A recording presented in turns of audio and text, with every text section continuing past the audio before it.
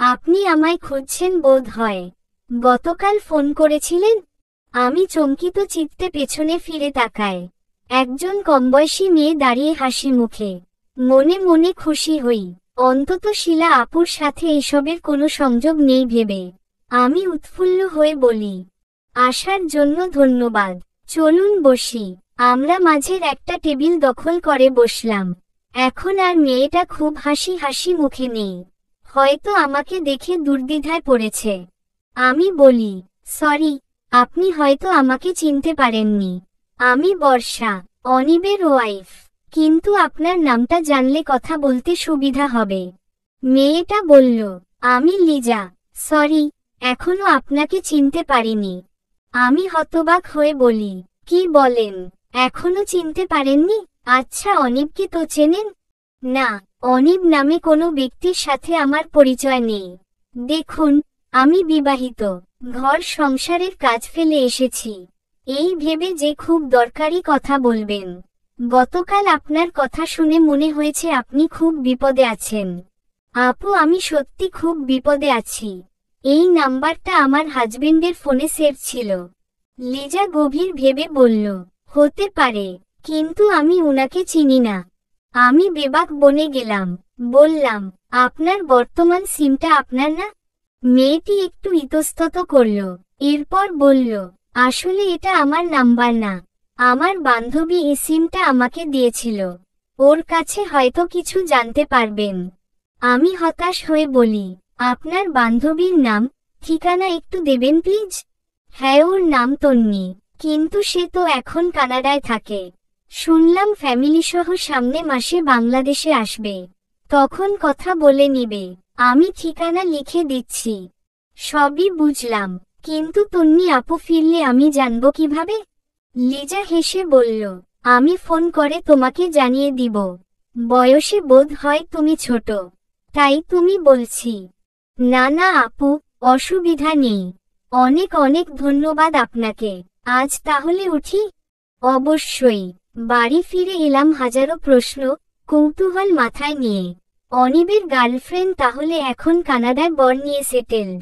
কিছু মেয়ে পারেও বটে, কত সহজে একজনকে ভুলে নতুন ঘর বেঁধেছে। ভাবতেই আমার বুক ধক করে ওঠে। আমিও কি সেসব মেয়েদের তালিকায় নয়? আমিও তো খুব সহজে আমার অচেনা প্রেমিককে ভুলে দিব্যি অনিবের সাথে সংসার করছি। প্রতিদিন কষ্ট সহ্য করছি, একবারও তো মনে হয় না ওর কথা। হঠাৎ খেয়ালে বেখেয়ালে মনে হতেই তাৎক্ষণিক খারাপ লাগাটা ভর করে, কিন্তু স্থায়ী হতে তো পারে না। আমি টিভির সামনে বসে আছি, খুব মনোযোগ দিয়ে ট্রাভেল এক্সপি চ্যানেল দেখছি। কত দারুণ সব জায়গা দেখায়।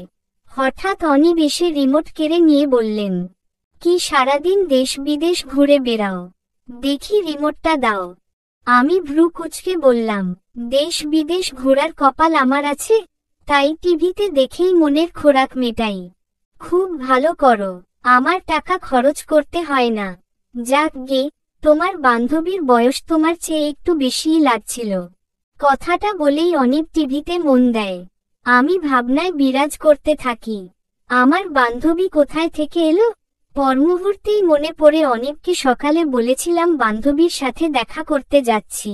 তাহলে উনি আমাকে ফলো করেছেন? আমি চওড়া গলায় বললাম, আমার পেছনে লোক লাগিয়েছেন? নিজের স্বাধীনতা বলে কি আমার কিছু নেই? বাংলাদেশে ডিভোর্সের সংখ্যা দিন দিন বাড়ছে, জানো তো? তাতে আমার কি? অনেক কিছুই। বউদের এই স্বাধীনতা নামক জিনিস দিতে গিয়েই এসব দুর্গতি। আমি সেই ভুল করব না। আপনি ভুল করবেন কেন? আপনি তো মহাপুরুষ। বলতে পারো। মহাপুরুষ না হলে মহাস্বামী তো বটেই। আচ্ছা, তোমার কোনো প্রেমিক নেই? থাকলে কি ওর হাতে তুলে দিবেন? অনিব গম্ভীর হয়ে বলল, ওই সব ভালো দলের হাজবেন্ড আমি নই। ওই ছেলেকে তুলে এনে তোমার সামনে ইচ্ছে মতো পিটব। আমি অবাক হবার ভঙ্গিতে বলি, বলেন কি? আপনি তো দেখছি সাংঘাতিক ছেলে। হ্যাঁ, এখন তুমি সরো, আমাকে টিভি দেখতে দাও। রাত বাড়ছে, গতরাতেও মনে শান্তি ছিল না, আজও নেই। কবে অনিবের গার্লফ্রেন্ড ওরফে তন্নি আপু ফিরবে আর কবেই আমি সব জানতে পারবো। শত শত দুশ্চিন্তা মাথায় নিয়ে ঘুম আসে নাকি? সারা রাত কাটে ঘরে, বারান্দায় পায়চারি করে।